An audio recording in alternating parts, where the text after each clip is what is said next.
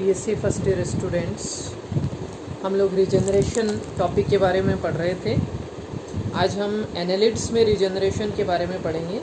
Annelids जंतुओं में जो हिरुडीनिया वर्ग होता है उनके अंदर रीजनरेशन की क्षमता नहीं पाई जाती है, लेकिन जो दूसरे दो वर्ग हैं पॉलीकीट्स और ओलिगोकीट्स, उनमें अगर एम्पुटेशन किया जाए, मतलब अंग विच्छेदन कर दिया जाए, तो उससे अग्र व पश्च भाग से संपूर्ण शरीर वापस बन जाता है। अर्थात इसमें से जंतु को यदि इसके दो टुकड़े कर दिए जाएं तो रीजनरेशन के बाद में दो जंतु बन जाते हैं।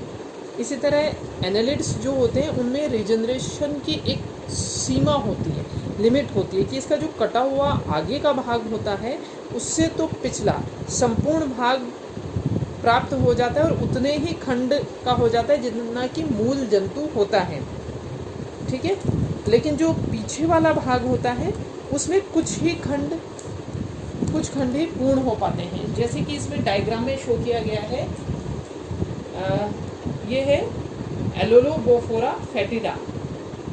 इसको अगर कट किया जाता है, बीच में से इसको कट किया, ये अपर हाफ और ये लोअर हाफ, इसको कट किया जाता है तो जो अपर हाफ है उसमें वापस मूल जंतु के समान उतने ही रीजनरेट होके पूरा संपूर्ण जंतु बन जाएगा। लेकिन जो लोअर नीचे का पार्ट है उसमें केवल कुछ ही पार्ट, 4-5 जो होंगी सेगमेंट, वो रीजनरेट होके डेवलप हो जाएंगे। ये इसकी सीमा है इसके अंदर। इसके और जो पिछला जो भाग है उससे कुल कितने ये सेगमेंट बनते हैं ये जाति विशेष के ऊपर डिपेंड करता है। ये हर एक जाति के अंदर अलग अलग ये क्षमता पाई जाती है।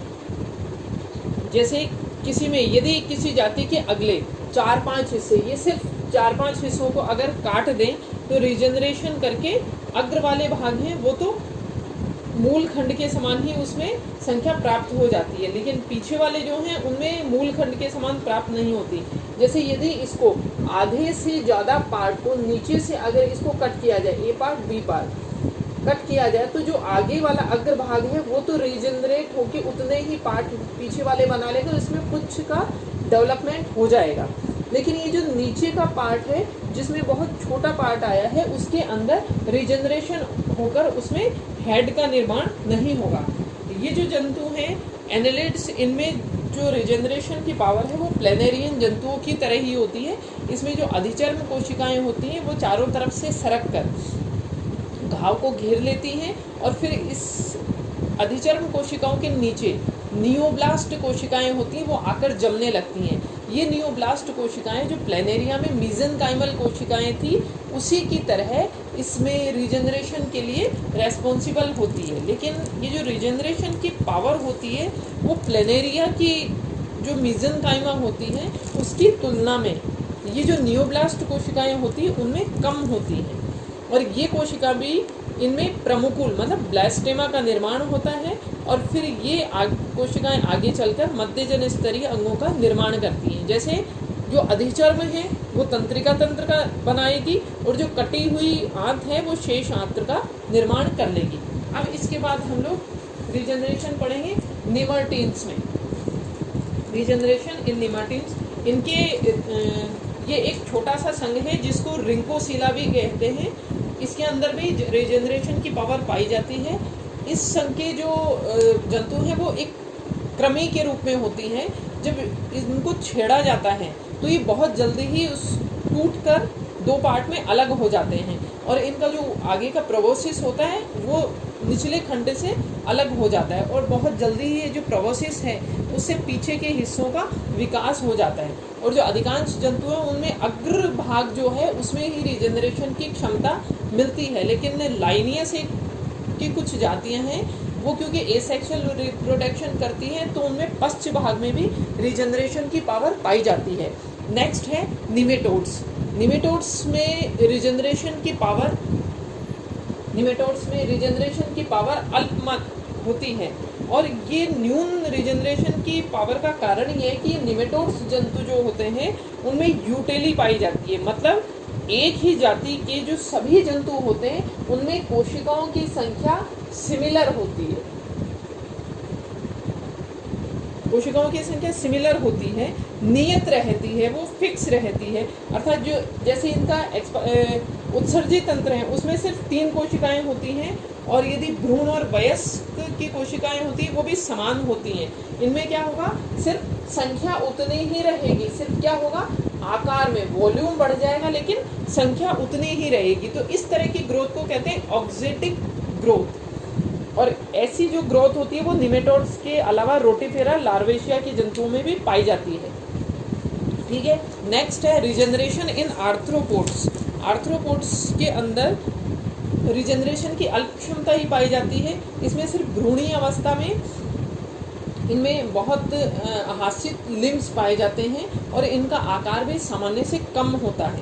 क्रस्टेशिया के जंतु में जो पाद होता है उनका रिजेनरेशन वयस्क अवस्था में हो जाता है। और इनमें श्रिम्प होता है, श्रिम्प पैलिनूरस, उसमें आईज का रिजेनरेशन होता है। और उनमें जो आई स्टॉक होता है, आई स्टॉक को उसके आई स्टॉक के पास से काटना होता है। यदि इस कट करने में नेत्र के गैंग्लियन कट जाएं तो फिर आंख के स्थान पर एंटीना का निर्माण होता है आर्थ्रोपोड्स में। ठीक है, तो क्या मतलब कि ऐसी परिस्थिति जिसमें सामान्य अंग से के स्थान पर कोई अन्य अंग पनपता है तो उसको बोलते हैं हेटेरोमॉर्फोसिस, जो पाया जाता है आर्थ्रोपोडा में, जो कि आंख की जगह एंटीना उसमें डेवलप हो जाता है। ठीक है, इसी तरह जैसे मकड़ियाँ आती हैं, इसमें मकड़ियाँ और केकड़े, जब शत्रु इनकी टांग पकड़ लेते हैं तो ये टांग को किसी नियत स्थान से तोड़ने की क्षमता रखते हैं। उसमें क्या होता है, एक्सटेंसर मसल्स होती हैं, उनमें कॉन्ट्रैक्शन, संकुचन होता है जिसके कारण इनकी टांग टूट जाती है और उस कटे हुए जगह पर काइटिनियस प्लग उस घाव को ढक लेता है और उसके बाद उसमें रिजेनरेशन बड निकल जाती है, जो कि एपिमॉर्फिक रिजेनरेशन के द्वारा होता है। और फिर नेक्स्ट जो मोल्टिंग होगी उसमें सामान्य से छोटे आकार का पाद बन जाएगा और फिर आगे की जो मोल्टिंग होगी उससे फिर वो सामान्य आकार प्राप्त कर लेगा। नेक्स्ट है रिजेनरेशन इन मोलस। मोलस के अंदर रिजेनरेशन की पावर कम ही पाई जाती है। और जो गैस्ट्रोपोडा के जंतु होते हैं उनमें अगर नेत्रग्रंथ क्षतिग्रस्त हो जाए तो वो रिजेनरेट हो जाता है। और इनके जो पाद और सिर का भी कुछ पार्ट पुनः प्राप्त हो सकता है मोलस्क में, लेकिन संपूर्ण शीर्ष की अगर हम बात करें तो वो इसमें रिजेनरेट नहीं होता है। और इनमें जो सेरिब्रल गैंग्लियन होता है मोलस्क में, वो इनमें रिजेनरेशन के लिए में महत्वपूर्ण भूमिका निभाता है। एक इसमें होता है सेफेलोपोडा के जंतु। सेफेलोपोडा के जो जंतु होते हैं उनमें जो क्षतिग्रस्त आर्म्स होंगी वो विकसित हो सकती हैं, लेकिन उसके अलावा अन्य भाग पुनः रिजेनरेट नहीं होते। नेक्स्ट है रिजेनरेशन इन इकाइनोडर्मेटा। इकाइनोडर्मेटा में जैसे एस्टेरॉइड और ऑफ्यूराइड इकाइनोडर्म जो हैं, जिनके एग्जाम्पल हैं तारामंच, स्टारफिश और ब्रिटल स्टार, उनमें रेडियल सिमेट्री पाई जाती है और उनमें रिजेनरेशन की पावर बहुत अच्छी होती है। इनकी जो कटी हुई भुजाएं होती हैं वो पुनः प्राप्त की जा सकती हैं। जैसे एस्टेरियस वल्गेरिस है, उस पर अध्ययन किया गया, उसमें अगर उसकी एक भुजा के साथ उसकी जो सेंट्रल डिस्क होती है स्टारफिश की, उसका अगर 5वां भाग भी आ जाए तो वो रिजेनरेट होकर एक कंप्लीट स्टारफिश बन जाती है। इसी के साथ अगर एक भुजा के साथ इसका जो मेट्रिकोराइट होता है उसके साथ सेंट्रल डिस्क का छोटा सा भी अगर पार्ट आ जाए तो वो रिजेनरेट होके नई स्टारफिश बन जाएगा। लेकिन ये जो रिजेनरेशन होगा वो बहुत धीमी गति से होगा। ठीक है, इसी के अलावा एक एस्टेरॉइड जंतु है कॉसिन एस्टेरियस।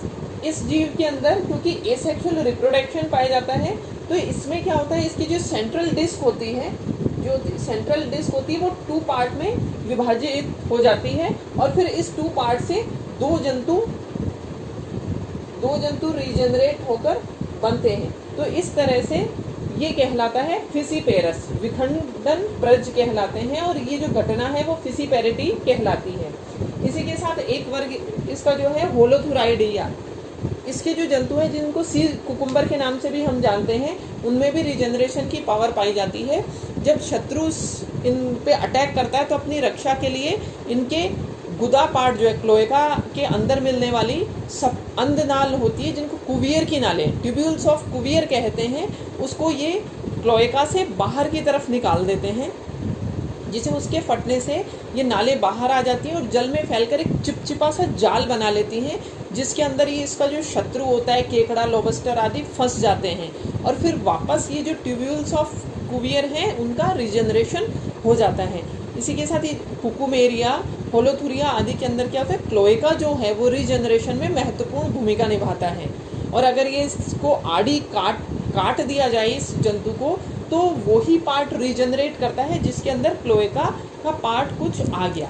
इसी के साथ अब नेक्स्ट आता है रिजनरेशन इन वर्टिब्रेट्स। इसमें सबसे पहले रिजनरेशन इन फिशेज। फिशेज के अंदर रिजनरेशन की पावर बहुत कम होती है, केवल इनके फिन्स जो अगर खत्म हो जाएं तो वो रिजनरेट हो जाते हैं, लेकिन अगर इनकी टेल कट गई, क्षतिग्रस्त हो गई तो वो रिजनरेट नहीं होती है।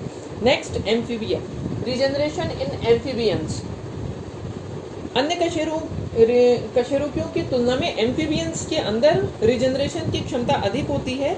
यूरोडेला के जो सदस्य हैं जैसे न्यूट, सैलामेंडर, इनके लार्वा और वयस्क अवस्था में जो खोए हुए या क्षतिग्रस्त पाद होते हैं, पुच्छ होती है, बाह्य गिल, ऊपरी निचले जबड़े अगर इनके खत्म हो जाए तो फिर ये एम्फीबियंस में रीजनरेट हो जाते हैं। इसी के साथ यदि इनके नेत्र का, आइज का अगर छोटा सा भी पार्ट बच जाए तो वो पुनः नेत्र विकसित इनका हो जाता है। और यूरोडेला के जो सदस्य होते हैं और कुछ एन्यूरा के जो सदस्य हैं उनमें मस्तिष्क के रिजनरेशन की भी क्षमता पाई जाती है। और जो यूरोडेला जंतु होते हैं उन जंतुओं में एन्यूरा की अपेक्षा, एन्यूरा की तुलना में रिजनरेशन की क्षमता इनमें अधिक होती है। यूरोडेला में एन्यूरा की अपेक्षा रिजनरेशन की पावर अधिक होती है। ठीक है, नेक्स्ट है रिजनरेशन इन रेप्टाइल्स। रेप्टाइल्स के अंदर छिपकली आप लोगों ने देखी है, जब छिपकली को लगता है कि वो फंस चुकी तो वो अपनी पूंछ तोड़ने की क्षमता रखती है, जिसको कहते हैं ओटोटोमी, स्वांगोच्छेदन। शत्रु के द्वारा चोट पहुंचाने पे वो अपने दो पार्ट कर लेती है और फिर उसी के सहारे वो बचकर वहां से निकल जाती है। और फिर ये ओटोटोमी के बाद जो घाव बन जाता है वो त्वचा से ढक जाता है और उसके बाद उसके अंदर रिजनरेशन की एक कलिका छोटी सी बनती है और कुछ हफ्तों के बाद इसमें नई पूंछ बन जाती है। ये जो पूंछ बनती है इसमें, ये जो इसकी मूल पूंछ होती है उससे डिफरेंट होती है, ये सामान्य प्रकार की होती है। और इसके ऊपर जो शल्क पाए जाते हैं वो भी जो नॉर्मल होते हैं उन सामान्य शल्क से भिन्न होते हैं। ठीक है, इसके अलावा जो अन्य सरीसृप होते हैं उनमें पाद व अंगुलियों के रिजनरेशन की क्षमता नहीं पाई जाती। नेक्स्ट है रिजनरेशन इन मैमल्स। मैमल्स के अंदर रिजनरेशन की क्षमता बहुत कम होती है। इनमें इनके अगर भ्रूण को के पाद को, पैरों को काट दिया जाए तो ये फिर परिवर्तित नहीं होते। इस मैमल्स में सिर्फ घाव के भरने की, पुनरुद्भवन की क्षमता पाई जाती है और कुछ हद तक इसके जो टिश्यूज़ होते हैं उनकी भरपाई हो जाती है, लेकिन जो संपूर्ण ऑर्गन होता है उसमें रिजनरेशन नहीं पाया जाता। टिश्यूज़ में जैसे अस्थियों में दरार आ जाए या अन्य कोई टूट फूट हो तो उसकी मरम्मत हो सकती है। जैसे टेंडन्स में अगर क्षति हो जाती है तो उसके स्थान पर कनेक्टिव टिश्यूज उसका स्थान ले लेते हैं और फिर बाद में ये टेंडन के समान ही कार्य करने लगते हैं और वैसे ही संरचना को प्राप्त कर लेते हैं। हाँ, मैमल्स के अंदर जो लीवर होता है उसमें रिजनरेशन की क्षमता पाई जाती है। यकृत का अगर काफ़ी हिस्सा काट दिया जाए तो शेष इस भाग की जो कोशिकाएं वो विभाजित होकर पहले के समान आकार भी प्राप्त कर लेती है और सामान्य कार्य करती है, भले ही वह पूर्ण आकृति भी प्राप्त न करे फिर भी। नेक्स्ट अगले वीडियो।